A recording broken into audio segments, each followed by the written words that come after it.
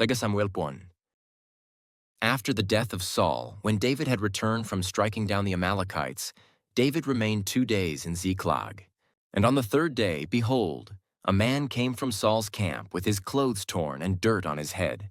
And when he came to David, he fell to the ground and paid homage. David said to him, "Where do you come from?" And he said to him, "I have escaped from the camp of Israel." And David said to him, "How did it go? Tell me." And he answered, "The people fled from the battle, and also many of the people have fallen and are dead, and Saul and his son Jonathan are also dead." Then David said to the young man who told him, "How do you know that Saul and his son Jonathan are dead?"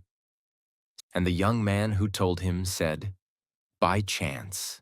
I happened to be on Mount Gilboa, and there was Saul leaning on his spear, and behold, the chariots and the horsemen were close upon him. And when he looked behind him, he saw me and called to me. And I answered, 'Here I am.' And he said to me, 'Who are you?' I answered him, 'I am an Amalekite.' And he said to me, 'Stand beside me and kill me, for anguish has seized me, and yet my life still lingers.' So I stood beside him and killed him, because I was sure that he could not live after he had fallen. And I took the crown that was on his head and the armlet that was on his arm, and I have brought them here to my lord." Then David took hold of his clothes and tore them, and so did all the men who were with him.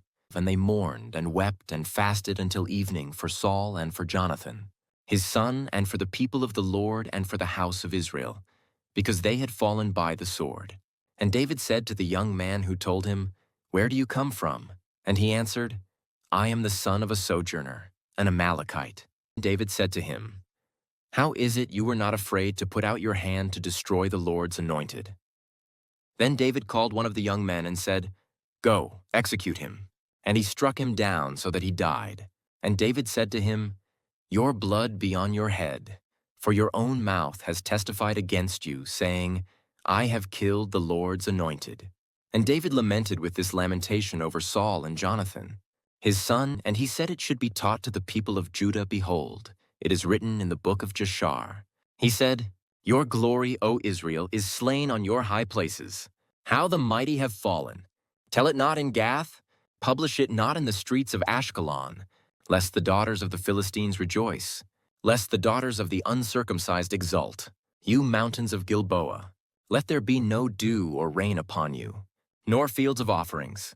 For there the shield of the mighty was defiled, the shield of Saul not anointed with oil, from the blood of the slain, from the fat of the mighty. The bow of Jonathan turned not back, and the sword of Saul returned not empty. Saul and Jonathan, beloved and lovely. In life and in death they were not divided. They were swifter than eagles. They were stronger than lions. You daughters of Israel, weep over Saul, who clothed you luxuriously in scarlet, who put ornaments of gold on your apparel. How the mighty have fallen! In the midst of the battle, Jonathan lies slain on your high places. I am distressed for you, my brother Jonathan. Very pleasant have you been to me.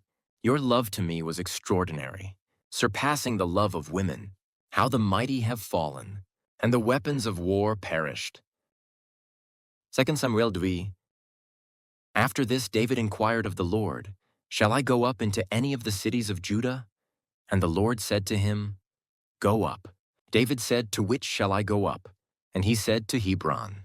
So David went up there, and his 2 wives also, Ahinoam of Jezreel and Abigail the widow of Nabal of Carmel. And David brought up his men who were with him, every one with his household, and they lived in the towns of Hebron. And the men of Judah came, and there they anointed David king over the house of Judah. When they told David, it was the men of Jabesh Gilead who buried Saul, David sent messengers to the men of Jabesh Gilead and said to them, "May you be blessed by the Lord, because you showed this loyalty to Saul your lord and buried him. Now may the Lord show steadfast love and faithfulness to you, and I will do good to you because you have done this thing. Now therefore let your hands be strong, and be valiant. For Saul your lord is dead, and the house of Judah has anointed me king over them." But Abner the son of Ner, commander of Saul's army, took Ishbosheth, the son of Saul, and brought him over to Mahanaim, and he made him king over Gilead and the Asherites, and Jezreel, and Ephraim, and Benjamin, and all Israel. Ishbosheth, Saul's son, was 40 years old when he began to reign over Israel, and he reigned 2 years. But the house of Judah followed David.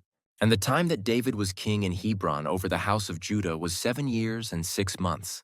Abner the son of Ner and the servants of Ishbosheth the son of Saul went out from Mahanaim to Gibeon. And Joab the son of Zeruiah and the servants of David went out and met them at the pool of Gibeon. And they sat down, the one on the one side of the pool, and the other on the other side of the pool. And Abner said to Joab, "Let the young men arise and compete before us." And Joab said, "Let them arise." Then they arose and passed over by number, 12 for Benjamin and Ishbosheth the son of Saul, and 12 of the servants of David. And each caught his opponent by the head and thrust his sword in his opponent's side, so they fell down together. Therefore that place was called Helkath Hazurim, which is at Gibeon. And the battle was very fierce that day. And Abner and the men of Israel were beaten before the servants of David. And the 3 sons of Zeruiah were there, Joab, Abishai, and Asahel. Now Asahel was as swift of foot as a wild gazelle. And Asahel pursued Abner, and as he went, he turned neither to the right hand nor to the left from following Abner. Then Abner looked behind him and said, "Is it you, Asahel?" And he answered, "It is I." Abner said to him, "Turn aside to your right hand or to your left, and seize one of the young men and take his spoil." But Asahel would not turn aside from following him. And Abner said again to Asahel, "Turn aside from following me. Why should I strike you to the ground?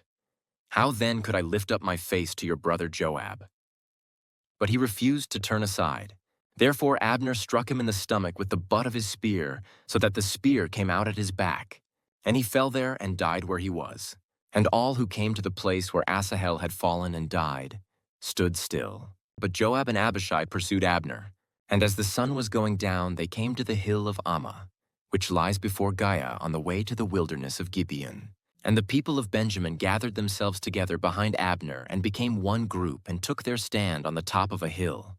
Then Abner called to Joab, "Shall the sword devour forever? Do you not know that the end will be bitter? How long will it be before you tell your people to turn from the pursuit of their brothers?"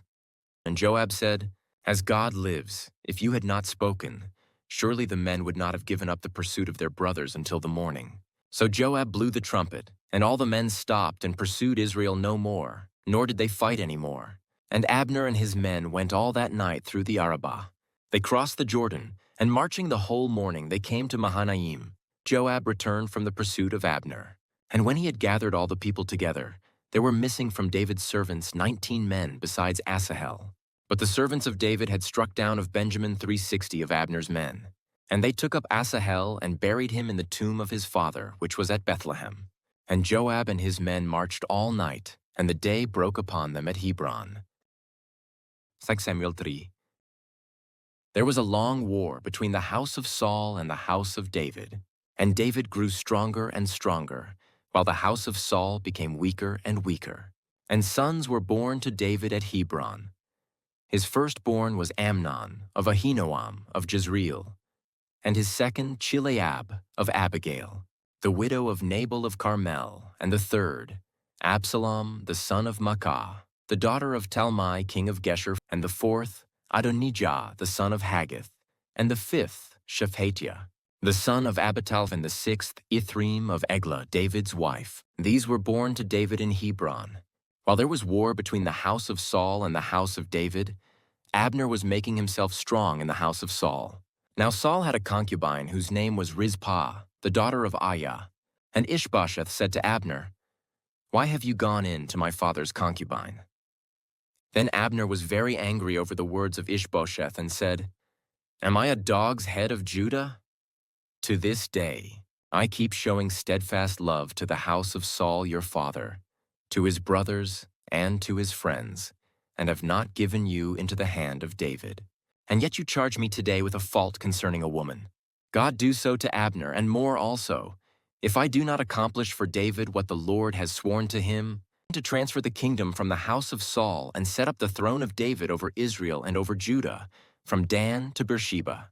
And Ishbosheth could not answer Abner another word, because he feared him. And Abner sent messengers to David on his behalf, saying, "To whom does the land belong? Make your covenant with me, and behold, my hand shall be with you to bring over all Israel to you." And he said, "Good, I will make a covenant with you. But one thing I require of you, that is, you shall not see my face unless you first bring Michal, Saul's daughter, when you come to see my face." Then David sent messengers to Ishbosheth, Saul's son, saying, "Give me my wife Michal, for whom I paid the bridal price of 100 foreskins of the Philistines."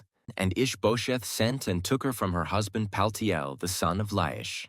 But her husband went with her, weeping after her all the way to Bahurim. Then Abner said to him, "Go, return." And he returned.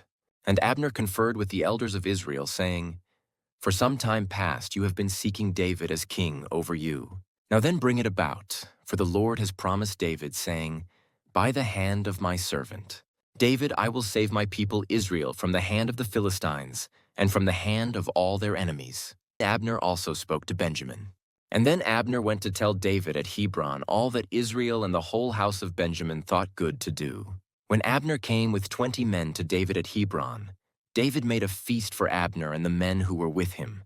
And Abner said to David, "I will arise and go, and will gather all Israel to my lord the king, that they may make a covenant with you, and that you may reign over all that your heart desires." So David sent Abner away, and he went in peace. Just then the servants of David arrived with Joab from a raid, bringing much spoil with them. But Abner was not with David at Hebron, for he had sent him away, and he had gone in peace. When Joab and all the army that was with him came, it was told Joab, "Abner the son of Ner came to the king, and he has let him go, and he has gone in peace." Then Joab went to the king and said, "What have you done? Behold, Abner came to you. Why is it that you have sent him away so that he is gone? You know that Abner the son of Ner came to deceive you and to know your going out and your coming in, and to know all that you are doing." When Joab came out from David's presence, he sent messengers after Abner, and they brought him back from the cistern of Sirah. But David did not know about it. And when Abner returned to Hebron, Joab took him aside into the midst of the gate to speak with him privately. And there he struck him in the stomach so that he died, for the blood of Asahel his brother. Afterward, when David heard of it, he said, "I and my kingdom are forever guiltless before the Lord for the blood of Abner the son of Ner. May it fall upon the head of Joab and upon all his father's house. And may the house of Joab never be without one who has a discharge, or who is leprous, or who holds a spindle, or who falls by the sword, or who lacks bread." So Joab and Abishai, his brother, killed Abner because he had put their brother Asahel to death in the battle at Gibeon. Then David said to Joab and to all the people who were with him, "Tear your clothes and put on sackcloth and mourn before Abner." And King David followed the bier. They buried Abner at Hebron. And the king lifted up his voice and wept at the grave of Abner, and all the people wept. And the king lamented for Abner, saying, "Should Abner die as a fool dies? Your hands were not bound, your feet were not fettered. As one falls before the wicked, you have fallen." And all the people wept again over him. Then all the people came to persuade David to eat bread while it was yet day. But David swore, saying, "God do so to me, and more also, if I taste bread or anything else till the sun goes down."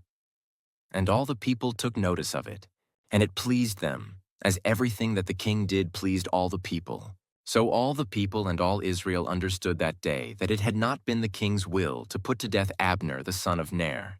And the king said to his servants, "Do you not know that a prince and a great man has fallen this day in Israel? And I was gentle today, though anointed king. These men, the sons of Zeruiah, are more severe than I. The Lord repay the evildoer according to his wickedness."